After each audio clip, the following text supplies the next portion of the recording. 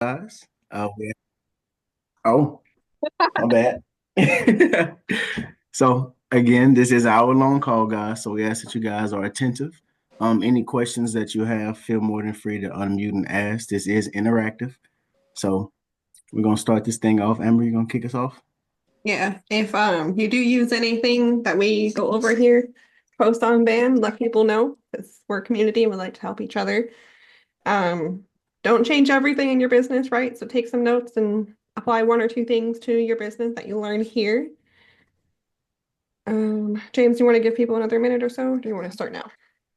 Give him a minute here. Okay. So you do know everything that Joe says, Amber. I knew that part, the part that. Okay, got me over here sweating for no reason.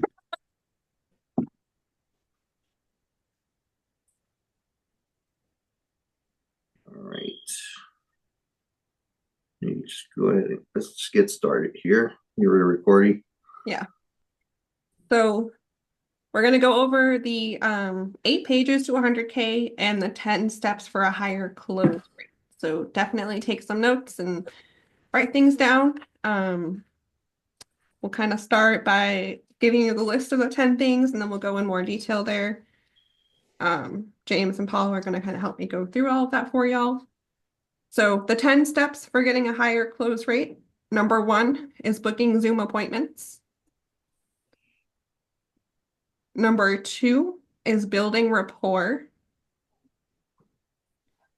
Number 3 is the other role and purpose. So not the one in the real script, the other role and purpose. Can you go a little slower so we can write these down, please?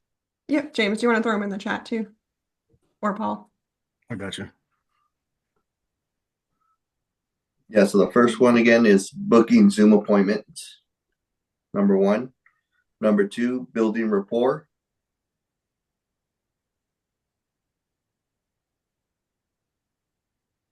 Number 3, the other role and purpose. Works on it. And number 4 is using the real script.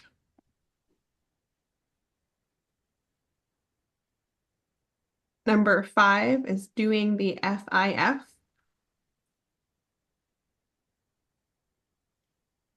Number 6 is why questions and drawing emotion. Number 7, visually showing options. Number 8, assume the sale. Number 9, the lockdown. And number 10, the 5 R's. So for these 10 steps, for everyone that you don't do in an appointment, your close rate reduces by 10%. It's just the numbers, right? We try and prove the system wrong, but the system works. And if you do all of these, your close rate will be a lot higher. So we'll kind of start, we'll break down each one. James, you want to get us started with number 1? Yeah, before this is just basically have a checklist. So if you at least hit all these key points, you have a, perfect or not perfect, but at least closest thing to a perfect appointment in there. So make sure you're following all these. This will make it easier. That way, sometimes you can't do it in order, but sometimes if you miss one or something, you can go back to it as you're going through your script or whatnot. That way, you hit all each point as you're going through this will help you out each time to get better. Make sure you're checking them off to create basically a checklist to make it simplified for us. So number 1 is booking Zoom appointments. So the first one, if you're not booking Zoom appointments, please do. You just have a higher close rate just by booking them. So that's a 70% close rate. Not changing what you're doing, you're going to be up to a 70% close rate if you follow all the steps. All right. And then this is just by experience. When I was doing phone appointments, I was at a 30 to 40 close rate over the phone. And when I went to Zoom, I just jumped up to a 70%, just like that, just just by running Zoom appointments, because people see you, put a face to the picture. Make sure little key tips when you are on Zoom, make sure you have a decent background, don't have a mess in the back and stuff like that as well. Maybe wear a collared shirt, at least professionalism a little bit. I usually take off my sweater, when I'm running appointments. So just keep it professional. You're still business, so you want to treat them. They want the respect as well. Don't give them the options. I know a lot of times I can't book Zoom appointments. Don't give them the options. Little tips. I don't give them an option. I just tell them, hey, it's going to be over Zoom. I ask for their email first, and then I tell them, hey, I'm going to send you the Zoom link. And tomorrow when you click on that link, I'm going to do a screen share, the Zoom, and make sure you jump on that as well. I tell them, and then I after I book the appointment, I ask them too, hey, have you ever done Zoom before? So if they're elderly as well or not familiar with Zoom, I'm like, hey, it's real easy. Just click on the link. I'll walk you through it. Call you a few minutes before. You could just download the Zoom. You could ask them as well what device they're going to be using as well. So this actually makes sure they're going to show up to. Like, hey, you're going to be from a laptop. You're going to use a smart device, a tablet or cell phone. It's going to ask you to download the app Zoom. If you could do that beforehand, and then I'll walk you through it. All you got to do is click on the link, put your name, boom, it'll take you in there. Yeah, it's only a big deal if you make it a big deal, right? Absolutely. Zoom is just part of the process. So what I do is when I'm tying down my appointment, I'll say, hey, what's your email? I'm going to go ahead and send you the confirmation. I'll get their email. Okay, great. We'll do it over a video conference. Have you used Zoom before? Most people will say yes, right? Because we just went through COVID. They say no. Hey, no problem. Super user friendly. You'll just click the link. What device are you joining from? Yeah, and don't be afraid to tell them that, because man, everything they do nowadays is over Zoom. You do even doctor's appointments over Zoom now. so everybody's familiar with Zoom, or any type of device. So don't be afraid. Just so that's the first part. If you're not doing Zoom, that's going to get you a higher close rate as well, just by not changing anything you're doing and just following the steps. Paul used a really good line when talking about Zoom. Do you want to kind of go over what you say when you're booking your appointments, Paul? I literally just say what James said. I mean, I go over your options with you, just the same as a doctor's appointment nowadays. That's literally it. Yeah, just make like she said, nothing's really a big deal unless you make it a big deal. I don't negotiate the Zoom. That's the only way I'm running the Zooms. Unless it makes sense for me not to. You know what I mean? Like you got your face blown off or something, you want me to see your nose bones. You know what I mean? Like something extreme like that. That's the only way that I'm not running Zooms. But other than that, we're getting on Zoom. Oh gosh, we never know what Paul's gonna say sometimes. Right? I don't know either. We just kind of. We're gonna have to go back and edit this. All right. The next step is building rapport. So before you go into the real script and everything, you got to build rapport with them. Lower that resistance wall that they have. So that way you don't seem like a salesman as well. So it's just basic questions. Get to know them. Ask them, what do they do for work? This is a good time to ask quality questions. Do they have kids? Are they local and, are in the same state as them? So, if, hey, maybe we don't need the full mortgage. Maybe we just need equity protection because they're out of state. Most likely they're going to sell. So this is little stuff, ammunition you could use for yourself. So to know what to help you in the appointment as well. Are they closed? Yeah. A good acronym for building rapport is FOR. So you want to ask about their family, their occupation, and any recreational activities they do. Because they don't care how much you know until they know how much you care. So if you're for them, you've built the rapport, they become your best friend, and it just makes the appointment go that much easier, right? Because you're not drawing the information out of them. No, definitely. So yeah, you getting to know what they do for their job is the easy one. Like, hey, did you work today? No, I'm off. Or, what do you do for work? Get your foot in the door. Hey, was this a new house, new purchase? Was it a farm move? Where'd you move from? Are you, stuff like that. Are you originally from? A lot of times they're, maybe move from different states and stuff like that. Get to know them a little bit. Make sure you're giving deposits before withdrawals as well. So make sure you're letting them know as well. So I always kind of tell them like, hey, I'm over here in Arizona. I'm in a small town. I'm originally from Texas, so they know all this stuff. They know I have a son. He's 19. I'm in business with my brother. Like, they know everything. So they know all that stuff about myself. So make sure throughout the call as well, you're doing that as well. Continue to build that rapport throughout the call as well. But once you do that, it's usually maybe about 10 minutes. Shouldn't be more than that. Then you go into the real script, or the role and purpose. Role and purpose.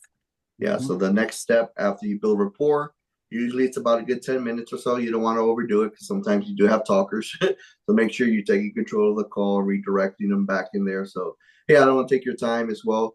A great way to feel sometimes if you build good rapport, like, hey, you called about something, I don't want to take your time. So a lot of times they say it too. That's a great way that you build good enough rapport as well. And then you want to the next step will be 3, will be the other role and purpose. So it's not the one in the real script.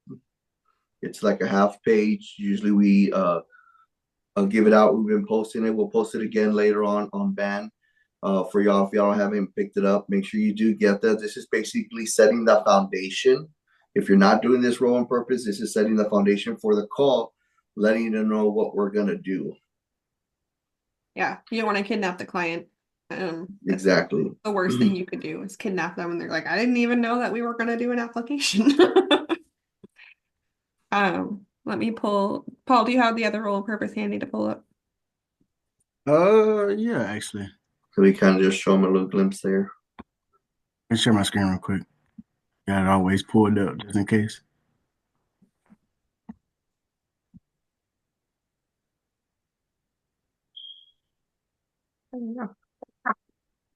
There we go.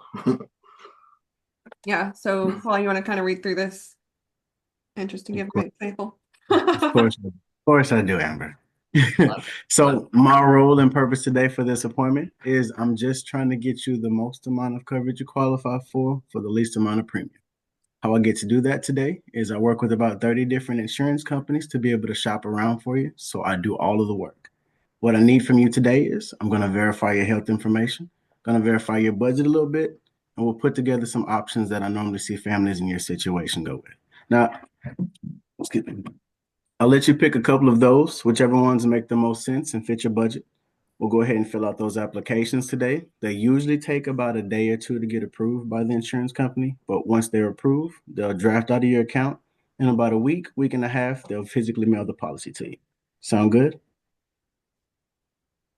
Great. That's it. So that's basically getting a lot more yeses there. So letting them know, like, hey, we're going to go over ask you a few more health options. So it'll make sure you're going over the health. It's letting them know you're going over the budget. They're like, hey, we're going to ask you, so, going over the FIF part, the financial form. So let them know you're going to go over the budget. So they're not surprised when you start asking questions like that. And then letting them know, hey, we're going to fill out applications today. So we're here for a reason. We're not just here to chit chat here. So we're going to fill out applications so they know. So when you pull up the application, say, okay, which one do you want to start? Like, oh, I thought we we're just going over quotes. No, they know we're going to fill out some applications to see if they qualify for. And the key part of that is multiple applications. Correct. Yeah, so they're going to choose several. So not just one, we're going to write several applications. So that's how you write multiple apps. And then also letting them know, hey, we're gonna need your banking information because once it's approved, they're gonna draft from your account. And then hey, the policy is gonna be mailed out directly to you. And then you ask for that, okay, hey, does that sound okay to you? Yes. This makes everything a lot less awkward at the end because I've already told you what I was gonna do. We're just doing what we said we were gonna do it again. Exactly. You give them a game plan of the appointment.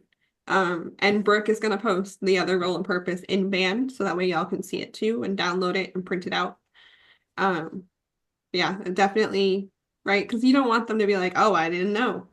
You did. We went over it quickly at the beginning, and then you go right into the real script. Exactly. And then that's going to set the foundation for, like I said, if you're not doing that, that's basically when you ask for, hey, let's get this application. Oh, I thought we're just over. If you're getting that, I thought we're just going over quotes. It's because we're not doing the role and purpose this one as well. So make sure you are saying this on there. It's going to help you as well. Daniel, you got a question? Yeah, thanks, James. So this role and purpose, I've used it a lot, and I'm just curious. I've gotten some different opinions on mentioning they're going to draft out of your account, that line, because I've actually gotten pushback during that when I'm talking to people, a client, and they're like, I say sounds good at the end. They're like, I guess. I mean, so they're gonna, there's like some hesitation. And so then I also talked to Elijah. He's like, I would never say anything about taking somebody's money until we've established that there's a need for this. So I just want to throw that out to everybody in case that's helpful. Also to see what how you would deal with that. Usually that's just if you haven't built good enough rapport. So make sure you are just building good rapport as well. So if you don't build rapport and you kind of ask for that, then just know. If they are giving you pushback, then just that's just a key sign that you need to build a little bit more rapport throughout the call as well. So you haven't done that connection. So when you are building rapport, try to connect with something, because there's always something you could really connect with them. Whether it's a hobby, something they do, they have a dog, they have kids, what they relate to, and kind of built in and once you get them talking and you're not the one talking, that's going to help out a lot as well. I don't get any pushback really. I mean, if they say something along that line where, and I emphasize, hey, they're gonna draft. Once approved, they'll draft from your account. So I let them know that. Don't rush through it either, because hey, I don't want to be like, well, I didn't know you're gonna get banking information. No, we're filling out applications, and that's required. It's all about confidence and how you say it. Because if you're mumbling through it, well, we're going to ask about your account information. We might need your banking information. Then they'll draft from your account. No, hey, they're going to draft from your account. Once approved, then this is it. Remember, you're the professional. You're going to do it as well. And just know if they start giving you a lot of pushback, hey, don't even waste your time, because that's not the appointment you wanted as well. Because there was no need or nothing on that as well. Yeah, and if you're confident, right, and it's only a big deal if you make it a big deal, right? If you're like, oh, well, they're gonna draft out of your bank, just be confident, right? You're the professional. They'll draft Yeah, your I even like it when once they it's tell me approved. sometimes they'll even say, well, if it fits my budget, absolutely, we're going to go over your budget. So as long as if it fits my budget, then yes, perfect. Hey, yeah, we're going to find something in your budget. Yeah, definitely. I was like, well, I wouldn't have time to think about it. Hey, yeah, I'm going to give you time to think about it. So we'll kind of go over the water trick at the end, and you make sure they got time to think about it. So you're going to cross out all those T's as well. So, dot your I's, you're going to check everything off. That way they don't have any pushback as well. So if they're giving you stuff already, then you know what to do. Make sure you're giving time to think about it. Hey, do the water trick at the end, and we'll go over that. Make sure this fits your budget. Hey, I'm going to let you, hey, we're going to go over your budget. So there's no reason for that. The next one, what we got? Using the real script. Paul, you start your appointments and you let the client know that you're going to be reading something. 1,000%. Especially if you're a new agent, I feel like this will help a lot. I will let you know I'm reading this real script.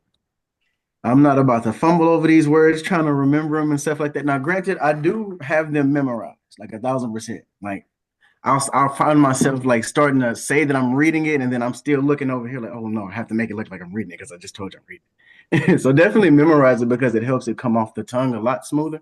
But I tell you at the beginning of every appointment, hey, I do have to read a compliance script for this state. It is going to be a little bit of generic information, but it's going to just put in perspective exactly what we're doing today. Start reading right there. Sure, this is a life insurance policy people take out to pay off the mortgage, right in there. I'll let you know I'm reading it. I'm not going to give you an option to let me read it or not. I'm just going to start reading and you're going to listen. That's it. I love that. Take control of the appointment. You're the professional. How many of y'all have had like imposter syndrome where you don't feel like you know what you're doing? You feel like a fake. Hi. We've all been there. You can't see me, but I'm raising my hand. Yeah. We've all been there. Every day. Yeah, but I promise you, your upline's not gonna let you fail, right? We're here to support you. Reach out, let us know, and don't be afraid to say something like that, right? Like, I'm gonna read this compliance script. If it sounds generic, it's because I have to read it for you, and then just go right into it.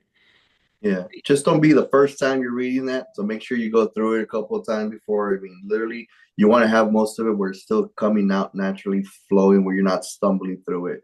So make sure you do read it as well. That way, this is to help you. That way, they know, they see you look down or kind of reading it. You're not, don't look down the whole time either, where you're just reading either. But if you need a reference back to it, it's just because they know why you're looking down, because you're reading that compliance as well. And if you get stuck, you'll have it available for you as well. Just don't sound like a robot on that. That's all, so make sure it's not the first time you're reading it. Definitely read it a couple of times, have most of it memorized. Make it a natural flow, because some parts you kind of get through it. Paul does a great job going over it as well. What are we doing here? Yeah.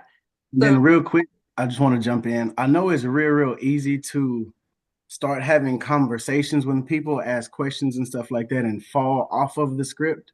But one little trick that I kind of figured out works for me. Can you see my finger?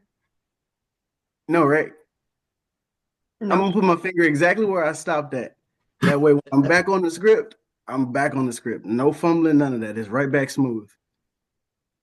Yeah. Just a little trick that I figured out helps for me. No, I love that, because you still want to build rapport throughout the appointment. So if you get talking about whatever, right?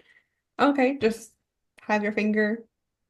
And also, they can't, if you need to use your mouse, they can't see your mouse either.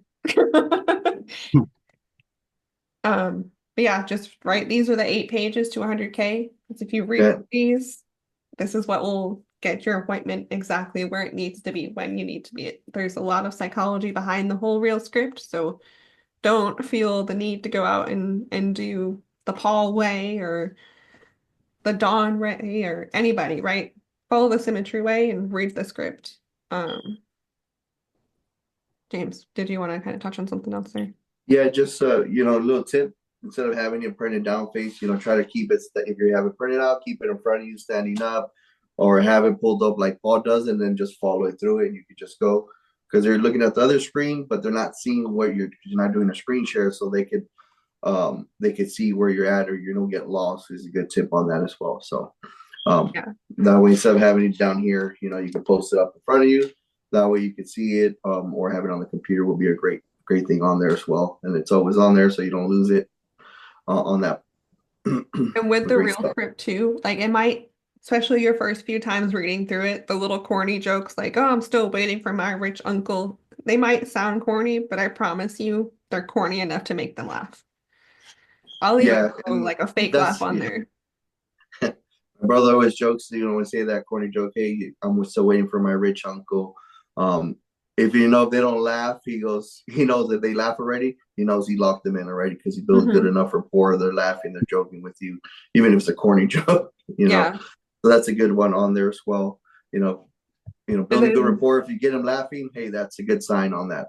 So if you don't know, and then you still read the other role purpose that's in the real script as well. So make sure you still read it. Don't skip it. This is just emphasizing a little bit more into detail on the real script. So make sure you still read that one. The other one's just giving us a guideline, the other one that we say. So make sure you still read it in the real script as well. So the role and purpose, don't skip that part. Still say it and go on there. Don't skip any parts as well on there. There's just, the script was made for a reason. It's not coming from us as well.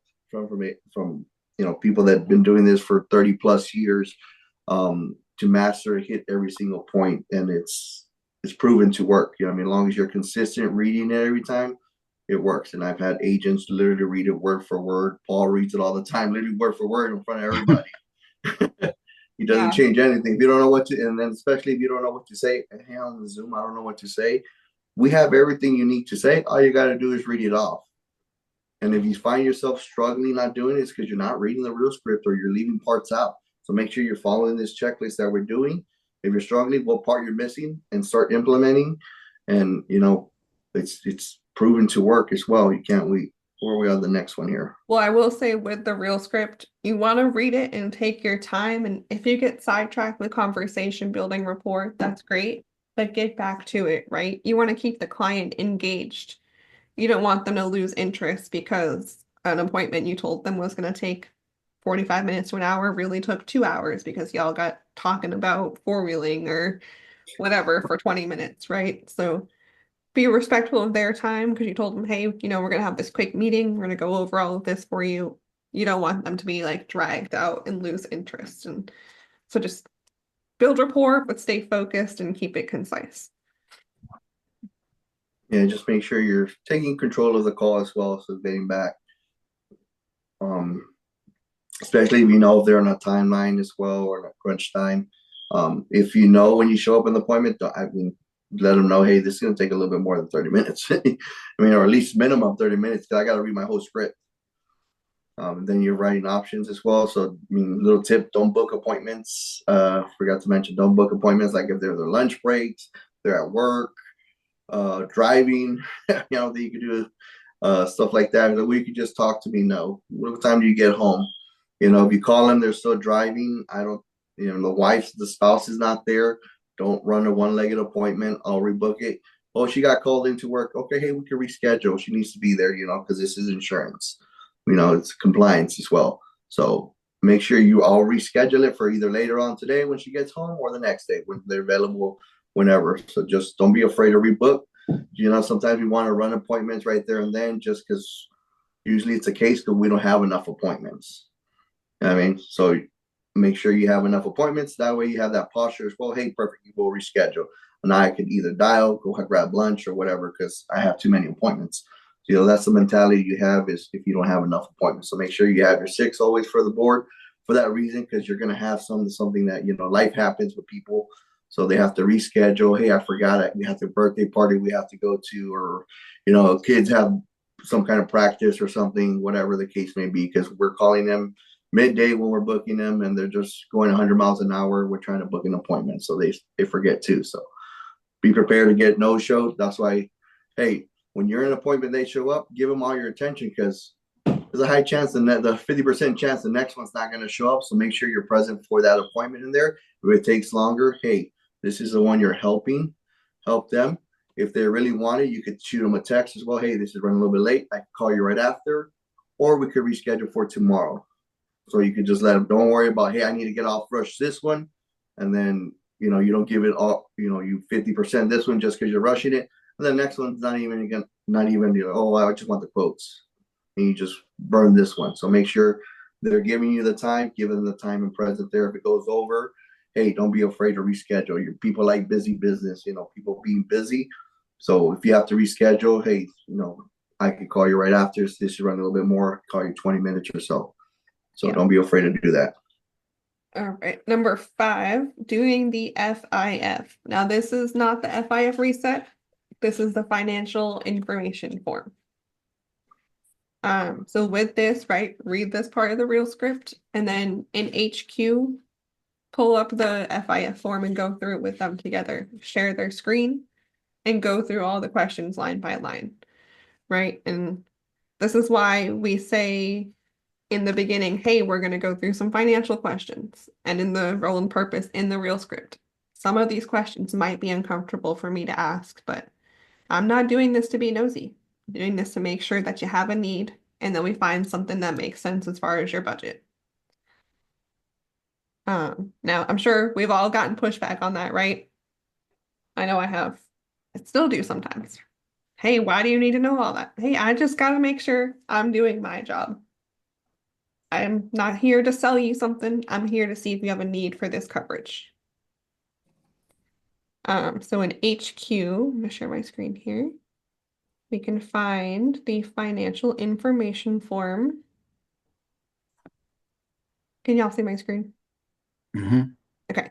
So on the left here, we go to Sales Tools, FIF and Resets. View FIF. Recording in progress. Okay. And then you'll just look up like the client's name. So you'll just pick whatever your client's name is. It should auto-populate their address and everything. And you'll just start filling it out. So put their mortgage amount. And I share my screen at this point in the appointment. So you put the mortgage amount, you'll fill out everything. Don't be afraid to ask them, hey, are y'all making overpayments? Okay, how much are you overpaying? Monthly expenses. There's everything here. So go down the list, see what their monthly expenses look like. additional assets, 401ks, existing life insurance. There's a whole bunch of things in the list. And you then can also use this time to kind of build rapport too. You're getting real personal with them at this point, so it kind of lightens the load or whatever for them to give you that information if you're making them feel comfortable the whole time that you're doing this too. So definitely use that as a time to build more rapport. Yeah. And honestly, a lot of times, if you get a client that says, "Oh, I don't know what I pay," and I'm like, "Yeah, me neither. Most of my bills are on auto pay." But if you're able to log into your bank, right? Because build that rapport with them. Hey, we're human too. I don't remember what my light bill is every month. I just know that it comes out of my bank account. So just don't be afraid to let them know, right? Hey, I don't know what it is either, but if you pull up your banking app, you should be able to see that. And give them the time and space to kind of do that, right? Don't make them feel rushed. Because a lot of our clients are elderly, so they're gonna be like, "Oh, hang on, I don't know my password," and like trying to operate technology. But yeah, just go through all of this. A really good thing that I like to do is, especially if it's a dual income household, say Paul makes 3,000 a month and James makes 7,000, and their mortgage was like 2,500. I'm Right, offended. make more than you. I'm offended. I already knew he was going to say something. Say their mortgage was like 2,500, right? What I like, a really good visual for them is to delete one of their incomes just to see what it looks like. So they can really see, oh crap, if James's income isn't here, Paul can barely afford to stay in the home. Yeah, she put me in poverty for no reason. I appreciate it. So it's proof you need me, Paul. I need But that's a really good way to kind of dig in and like help them see, oh crap, this is the reality, right? If God forbid the other person's income stopped coming in the house. Yeah, man. That really draws out the why. At that times, I'm not gonna lie, sometimes people get to crying and stuff like that because they're having a conversation that they've never had before. So you got to kind of step up and kind of take control of that situation and really get them thinking because that's what's gonna ultimately help you help that family. Yeah, 100%. And this where kind of ties into the next one, where once you find out, hey, once that income goes away, if one of y'all pass away, this is where you start asking the why questions. So it just ties in and actually flows. So after you get the budget, okay, hey, now we get to thinking, what does it look like if one of us, was to pass away? Hey, we lose this 7,000. Now you're left with 3,000. Your bills are 5,000 combined with the mortgage and everything. How long can you really stay in the house? If something happened to you, what happened, to the husband tomorrow, and then how long can you stay? Like, how much money do we have? Do we have anything in place? That's where you kind of dig in, and anything they leave out, they could be like, well, I have enough, maybe I got, 30, 40, 50,000, but that's still a couple months or a year, that's still not, what are they going to do for the rest of their life? Are they going to refinance? This is where you build that why questions here. And guess what? The real script has the questions here. If they're single or by themselves there, so you don't have to take all the legwork out, guys. So make sure if you haven't seen these, make sure you ask these questions. Remember, we get paid off emotion as well. The more we draw emotion, the need that we see, hey, look, there really is a need for this. The bigger the need, it takes the budget out of the question, because they want to make sure their loved ones is taken care of as well. So this is going to take, if you're writing small apps as well, it's because of this, you're not drawing the emotion out. So this is a big question if you're doing, if you're not asking these questions, build the emotion, the need. This is what's, going to get you to people write bigger apps. Hey, because budget's not in there, they want to make sure the loved one's taken care of and doing whatever it takes. So this is going to get you those bigger apps as well, by drawing the emotion out, where it's more of a need, not a necessity as well. So you're not building off just price as well, because this is what they want. And I don't ask all of these questions. I'll ask like a good key 4 or 5, depending on like the person's situation, right? Because the goal is trying to understand what they would be going through if, God forbid, the other spouse were to pass away. Or if it's like a parent passing it on to their child, if the parent were to pass, what would the child do with the home? So just kind of pick out like 4 or 5. I mean, you can ask all of them. I just like to pick out 4 or 5 because I'm usually able to dig out more through that. Because after I ask a question, if their answer is super surface level, I'll just say, tell me more. That's a good one. And then say nothing else. They should be the next one to speak. It might take them 30 seconds to speak, but tell me more. And then I'm just sitting here listening. And usually it'll take them a couple of questions before. That's why I say at least 5 minimum. You know, it takes all of them. Hey, read them all as well to get that emotion out as well. And this is in the real script, page 5, if y'all don't know. Yeah. And it really, right? Because you want them on the 5th of the month to see that withdrawal from America, from AM, whatever carrier, right? And think about how, I don't know who's calling me, to think about how James helped them and hey, this is going to make sure that we don't lose the home if I pass away. You don't want them to see that and I don't know what that's for and call and cancel, right? It's not like a flat screen TV that they can see every day. Yeah, so this is going to paint that picture for them because we're drawing the motion. This will help also prevent any chargebacks if you are getting them as well. So when they see that charge, you're like, they know, hey, you know, my wife's taken care of, or, you know, whoever it is, your spouse or whatever the case may be, my kids are taken care of. They're not going to lose the house. So when they see that payment draft every month, because remember, this is just a piece of paper. So you got to draw that motion and make sure they know why we're doing this. It's not just a bill or something, a payment coming out. So it's important to make sure, you know, you're not asking these questions, make sure you are. Please implement them. Again, page 5 in the real script. You can get the real script in HQ. You can literally just type in the real script and it'll pop up. Yeah. Which brings us to the next one. Visually showing options. So there's also a PDF as well. I use the slideshows. You know, I'll do a screen share. So making sure you're showing a visual usually helps out a lot. A lot of people are visual, see the options. This is what I do. This is the Google presentation.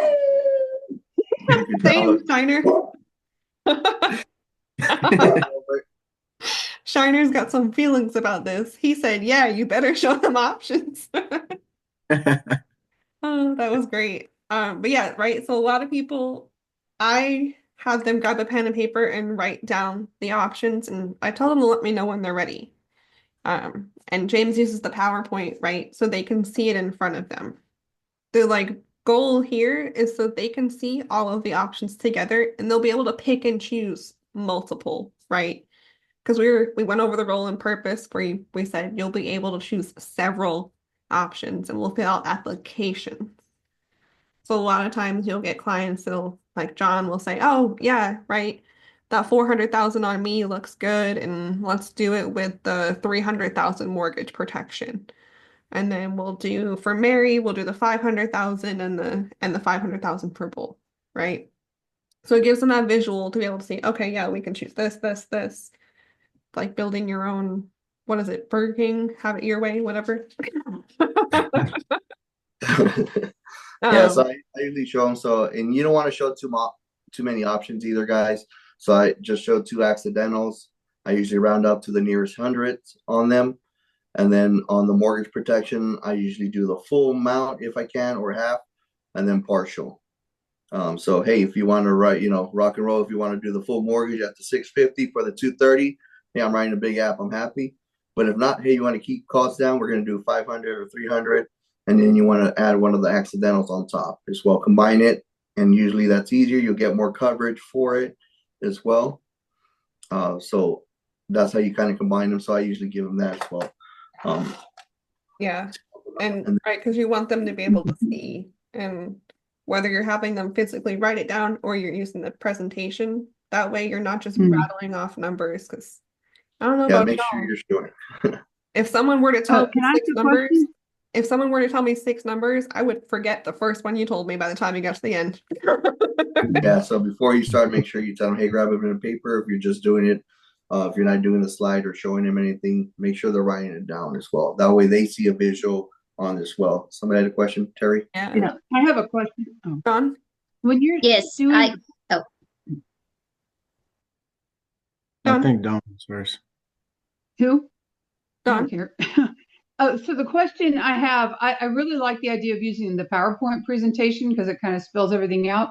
But James, are you putting this information in ahead of time or as you're doing the presentation? Because to me, this would mean that you have to actually know their options before you get in the appointment. So how do you? I'll preset it. So if I have to change it, so if I find something out in the middle, then I'll change it. But if not, hey, I already know what the options are. So basically, all my agents, we go over the options before that, so they already know what they're showing.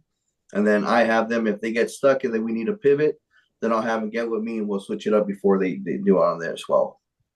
Yeah. Okay. And that's based off the info you get when you're booking the appointment, right? Exactly. That's why it's important Right. to have it. That way you know what options they're showing them and you're already prepared as well. So you already know what you're going to show them as well. So definitely this is beforehand. So I already know pretty much what I'm going to show them. If I have to pivot, then I'll pivot. But if not, hey, we already know. And then here is if they're doing the equity protection. If you're doing months of payments there as well, make sure you're not showing you're not putting, hey, this is 10,000. So make sure you're not using Right. names of products. Hey, this is Term Life Express. This is, Mutual of Omaha, whatever. Don't use insurance lingo as well. Hey, this is our accidental program. This is the equity protection. It's going to be 18 months for this amount. Don't be, hey, this is 20,000 for 120. Hey, this is not even close to my 150,000 mortgage or $200,000 mortgage. You know what I mean? Remember, it's not what it is, it's how it can help them as well and have a plan. Hey, this is going to give, and you paint the picture as well. So if you're not doing that, make sure. So, hey, so when Paula passes away, this is going to be 18 months. She's going to get 18 months of mortgage payments to help her decide. And by that time, I already know, hey, we're going to stay in the house. So she'll either refinance, she can sell the house. So you kind of paint that picture for them. You'll know what they have to do as well. I think Carrie had a question too. Yeah, mine is more on the product that you guys use because I've done a couple and I did the T125 on Americo, which shows a small accidental. So, and then I'm seeing that you're actually presenting, which is great, an accidental program. So how do you do that? How do you discern those two? Yeah, so when talking about the term 125, I don't make a huge deal of the accidental, right? Because it's only 25% the face amount. Right. So I just let them know, right? Hey, this is your face amount. If you die of an accident, it pays out an additional 25%. But what most families do is they pair this with an accidental to get more coverage if they were to pass of an accident. Okay. Yeah. And how do you sell that? I mean, do you just because I see that you have larger ones on each of them. So how do you actually sell that? The accidental? With that larger. Yeah, so just right based on their mortgage amount, if they have a $400,000 mortgage, I'm going to show them a $500,000 accidental and a $400,000, right? And just let them know, hey, this is what most families do, because everyone wants to do what everyone's doing. So if you make them seem singular, they're going to be like, no. But if you say this is what everyone does. Okay. Before, if y'all not doing it, I go over this or at least mention it. So if you're not using the slideshow, it is, hold on. I go over this part here. So, hey, we're going to do either the full mortgage or we're going to do partial payoff there if you want to, and I let them know what this is. For example, hey, your mortgage is, let's say it's only 200,000. We would do a policy that covers any kind of death for 100,000. And then the other half, we will use our accidental mortgage protection plan. In your case, and a lot of times they say they're healthy as well. So, hey, something happens recent, most likely be an accident. So both policies will pay out and you got a full mortgage. If some health issues, something develops down the line, by that time we're predicting something, we're going to have half the mortgage, if not more, paid off. So you still get a full mortgage payout. And then usually this is a more affordable option as well. So I paint the picture. I literally set them up. Hey, you either do the full mortgage or, hey, we're going to do an accidental and both. So they already know. And then I let them know, hey, this is going to be option 2. So we would do you know, we're gonna do one of these. There you go. I So missed then you can do I one of missed these where you too. find the slideshow. In HQ, if you go to sales tools Okay. and then sales training scripts It'll be towards the bottom. The towards the telesale. bottom. Yeah. It'll say telesale. Yep. Yeah, it'll be Telesales. MP, mortgage protection, telesales presentation. Okay. Thank you. No, I'm sorry. I'm there, but I'm not seeing it. You said sales training, And then scroll down to telesales. so all I see is calls and webinars at the very bottom and training scripts. Yeah, so sales training scripts, and then it's toward the bottom of that. Oh, gotcha. I'm sorry. All right, I'm gonna stop sharing. Let's go to the next one. Right. Assume the sale. This one's my favorite because how many of us are looking for them to say the word yes? I know I was when I first started. I was like, Joe, I'm not getting the word yes. He was like, what do you They're mean? not telling me, hey, I want this one and this one. So 90% of the time, let y'all know, they're not gonna tell you, yes, let me start the application for get it started for me. They're not gonna give you a yes. So you got to be able to read between the lines, listen to verbiage they say. So make sure you're listening to that because you're not gonna get a direct yes. They'll give stuff like, hey, I think this and this one will work, or I'm comfortable with this and this. Perfect. Let me get those started from you. I mean, you'll just start. I'm like, I think this will work. I mean, they'll just say anything, you know. You just got to catch on and then just take initiative and write it. Don't be like, okay, and this is for, okay, so you said, sometimes you even pick up and then you talk yourself out of it after you got the yes, too. So it'd be like, hey, I'm comfortable for this. Okay, so this is the 100,000 mortgage, and then we're gonna. I got some other options if you're gonna do. You already got the yes. You don't need to show them any options. So write the application. Don't talk yourself. So this is gonna cover this. You don't need to go into any more details. You got the yes already. They bought it. You know what I mean? So make sure you just write the application. Okay, so they're gonna say something like that. You don't need to emphasize what it is, what they're doing. That you already went over all that. You don't have to repeat yourself. Your next word should be, "Hey, great. What's your date of birth? Hey, what's your middle initial?" You know, I'd say, "Okay, let me get that started for you. What's your middle initial, or what's your date of birth?" I like to say date of birth. Yeah, that's what I do too, right? I'd be like, okay, great. I'm gonna pull up You the know, just start application. writing the application, or the other words. Hey, which accidental did you want to do on the top?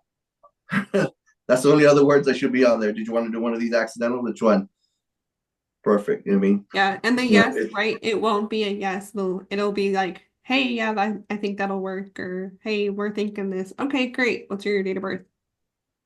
And then after you show them the option, we kind of before we go a little bit more into the assume to sell, that's right after you show the options. This is where you do the water. That's where you do that water trick that we all talk about. So before you get the yes as well, so you're giving them time to think about it. So you just showed the options like I did. I'm like, hey, I'm gonna go grab some water. I'll be right back. Give y'all some time to think about it. I'm gonna mute myself. I'll be right back. I've been talking all day. Let me grab some water. And I literally just mute myself and I'll walk away.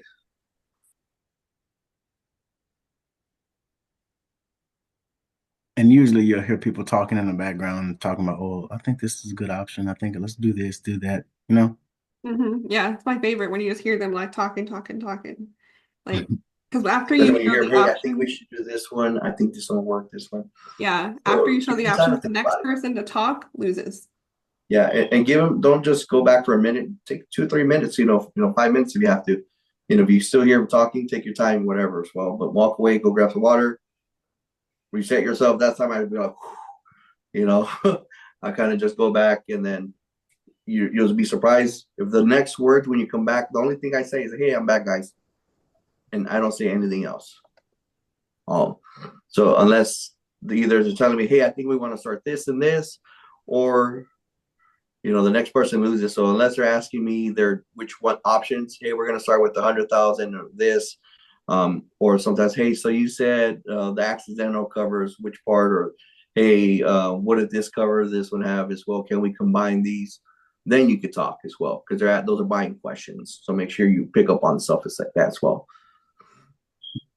And then that's where you go to assume the sell, where they'll say stuff like that. Hey, I think I'm okay with the 100,000 accidental with the 200, the mortgage protection.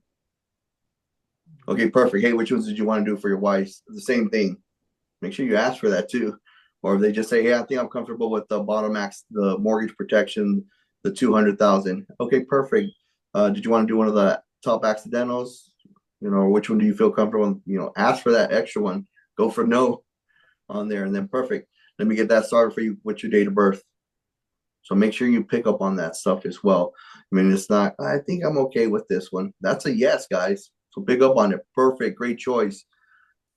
Make them tell you no. Yeah, absolutely. And then since you brought that up, for new agents, you're going to get no's. We always talk about the yeses. You're going to get your yeses, what the yeses look like. You're going to get no's too. This is a production call, so we got to talk about everything dealing with your production. Harboring over that old stuff, festering over them old appointments. Why didn't they do it? That'll hurt your production. Don't worry about it. That wasn't meant for you. Just keep on rolling. That's about the best advice that I can give you right there. Yep. After the appointment, if you didn't get the yes, call your upline, talk about it, and then forget about it. Yep. Absolutely. Next one. Just move on to the next. And remember, that's why it's important to have more than one appointment. Other than you can be counted, because the chances of that showing up, if you're at least 50% show rate,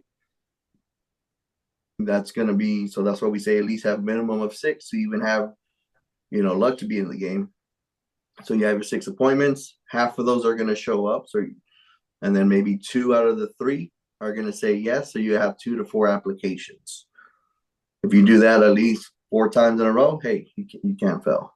Do you want to be a rock star? Get 8, 10 appointments a day. Do it every day.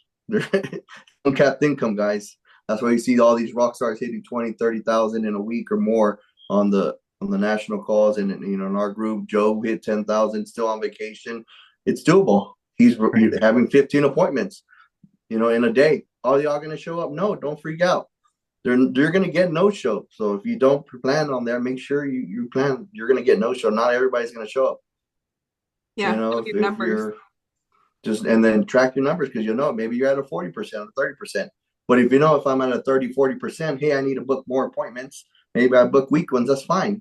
I just book more, but then I know my numbers. Hey, out of X amount of appointments I book, I know half of them are, 40% are going to show up. And then I know my close rates may be higher. So maybe I'm at a 60, 70% close rate because I'm really good because I follow the script. Hey, so I know I just need 3 or 4 of them to show up. So my numbers are higher on that as well. So some people are going to be better at the show rate. Some people are going to be better in close, but you're not going to know that if you don't track your numbers. So if you don't track your numbers, please do. All that plays a part of it, and it'll keep you sane as well, where you're at. Remember, it just takes one more appointment where you could make it a great week. You can write 2 to 4 applications, and hey, you're writing 2 or 3,000 or 4,000, 5,000. You see all these leaderboards. They're just not giving up. You'll be surprised how many times I go all week and then Friday, boom, have a $5,000 day or something. Yeah. It's crazy how it works out. The numbers, you can't beat the numbers, but you got to be, the key is being consistent every day as well. And then with that too, right? Like you might assume the sale and you might still get to think about it after doing the water trick. A good thing to say, right? We don't even know if they can get approved. So let them know, right? Hey, the carrier has to think about it too. The next step is just to start the application for you and see if we can get you approved. Yep. Jamie, you had a question? Go ahead and mute. Hi, guys. Thank you. I am super new and I haven't started my calls yet. I'm getting ready to buy my leads. But is there I'm learning a lot. I'm taking in a lot. And so is there a place where I can go specifically to watch this procedure, in line, in process, step by step, visually? Yeah, we have some calls as well. They're running the actual appointments, reading the script. Get your upline, then they should be able to get those on there. I know there's some of that, I think in the vault might be still, I don't know if they still there. And stuff. Running appointments, a critical period, and a regular mortgage protection. Reach out to them. If not, they can reach out to us and we can get those to y'all. if you haven't watched those. They're definitely helpful. Mhm. All And then I right. know sometimes on YouTube every now and then while I eat, I'll watch them run live appointments and stuff like that too. So that's accessible on YouTube. Cool. Well, number 9 with the lockdown. So this, right, it's the L of the real script. You gotta lock it down because you don't want somebody else to come behind you and steal your business, right? So I'm gonna let James take this one because what I say in my lockdown, I stole from him. Yeah, so you go over the plan there that you got there. So make sure you go over it with them. Hey, so we got the mortgage protection. We got the 200,000 that'll cover any kind of debt for the mortgage protection. Then we got 100,000 accidental. So you got a total of 300 for 100 and $20, whatever the case may be. And for your wife, hey, be lookout in the mail. You should receive it within 7 to 10 business days. You'll receive 2 packets. One will be through Mutual Omaha, one will be through Americo. And then just keep that in safekeeping. Save my number, give it to whoever is going to be the beneficiary. They have my number. I make sure I give them my number, save it on there. I'll send them my business card. Hey, you can put insurance guy. And then you lock it down. Hey, anybody, if you get any more letters on the mail, just go ahead and toss them. If anybody else calls you, just let them know you're already taken care of, that James Martinez took care of you. If they don't know who I am, hey, they shouldn't be working with you, right? That's my little joke. I tell them that that's right. And they'll laugh. And that builds even more rapport as well. And I just kind of lock it down. That way nobody comes in and tries to take your cell. They're not calling anymore. And I let them know, hey, I'll update on my end. It takes a couple of weeks, but hey, just toss any more letters you get as well. I think that's key, letting them know, hey, it might take a couple days or a couple weeks for the system to update that we have this in place for you. When you get those letters, just toss them in the mail. You don't have to do anything else with them. We already got you taken care of. And then I always finish by asking them, how does it feel knowing that we have whatever coverage, right? 6 months of the equity protection in place for you guys. And that gives them the space to be like, oh, feels great. Thank you. It's a relief knowing that Paul won't have to lose the home if I pass away tomorrow. I appreciate that. See, I didn't make it poor this time. I made sure you look. It's about time you looked out for me. And then the last one here is the 5 R's. So write these down.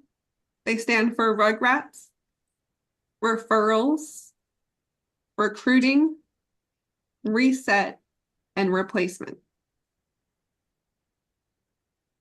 So I'll say that again. That's Rugrats, referrals, recruiting, reset, and replacement. So for those, it's really, again, after you've tied it down, Rugrats, do they have any kids that need coverage? Do they have any grandkids that need coverage? Referrals. Hey, do you know anybody else who might benefit from a similar conversation with me? Get their information, get their name, get their number. Let them know, hey, I don't want us to come across as a telemarketer or salesperson. So if you can let them know, I'll be giving them a call. I would appreciate that. Recruiting. Simple question. Do you know anybody who's looking to make an extra $500 to $1,000 a month working part-time from home?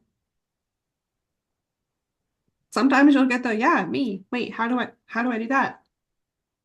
Do you think you can do what I just did with you? Yeah, I can do that. Great. Send them the videos, send them the corporate overview, set them up for an interview. Reset. This is the FIF reset. So after you've already gone through their financial information, if you see that they have a need that one of our SMEs might be able to help them with, go ahead and book them. You can do that fifreset.com. Choose your agency owner's name, and then you'll be able to see that SME's calendar. And last one is replacement. Do they have any existing life insurance in place? If yes, is that coverage doing them what they think it is?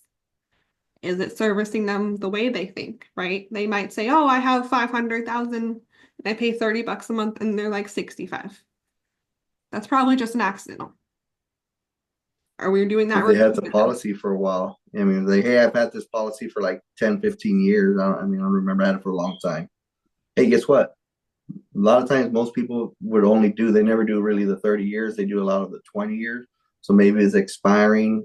So, hey, when's a better time to renew it? Now. Because it's only going to be, if you wait those extra 5 years, guess what? It's going to be, hey, you're going to be 70. How much is that going to be? Would you rather pay it right now to get it renewed or better? So make sure you're asking those questions. Don't be afraid as well. And that's how it helps also get multiple apps as well, replace their policy as well. Exactly. Maybe they thought it was a whole life and it's really just a term. Hey, let's get you what you wanted then. Yeah, that's my favorite. I did that in a client once, and we were just going to do 100,000 mortgage protection on her. And she said, "Oh, I have all these other policies." And she thought that she was going to leave each of her 3 kids 100,000 when she passed, but it was only 10,000. So we put it all together, got her a bigger policy where she was going to leave each of them 100,000 and have her mortgage paid off if she passed. So doing those replacement reviews is very beneficial because you'll get bigger apps, you'll get multiple apps. And that family really, it shows that you care for them. Good deal. Well, last couple minutes here, guys. Any questions or anything before we wrap up? I got 4 out of the 5 of the R's. I got Rugrats, referrals, reset, replacement. Which one am I missing? Recruiting. Thank you. I see your hand up, Naomi. You want to unmute and ask your question? Yes, I am also new. I've had some challenges when I started. I'm coming from a different IMO. And as a manager from that IMO, we're used to selling IULs and annuities. So this is all new to us. But I understand that there are conventions coming up, and I'm still trying to figure out which one to go to, which state, because it's very crucial that I get the new recruits that I have in here to these conventions. So I don't know which one to go to. I really don't understand what line we're in. All I know is I get on this call every Thursday. It's actually in the middle of when I take my daughter, who's slightly handicapped, to work. So I sometimes have to listen to a lot of the recordings. So could you, I know this doesn't have anything to do with sales. Could you just tell us where we need to go? Where does my team? Knoxville, Tennessee, March 4th through 6th. Okay. All right. And that's our group, Yeah. correct? Correct. Yes. Okay, so then we'll go ahead and plug into that. But I appreciate this training today was very slow for me. I'm older, so I'm a hands-on type of person. I have to watch somebody. If I have to fly to your state so I can see you do it in person, I'm willing to do that. But I didn't want to build another team, but I know I'm going to have to because everybody's getting licensed that I have said, come on as recruits. I had 135 agents. A lot of them are managers.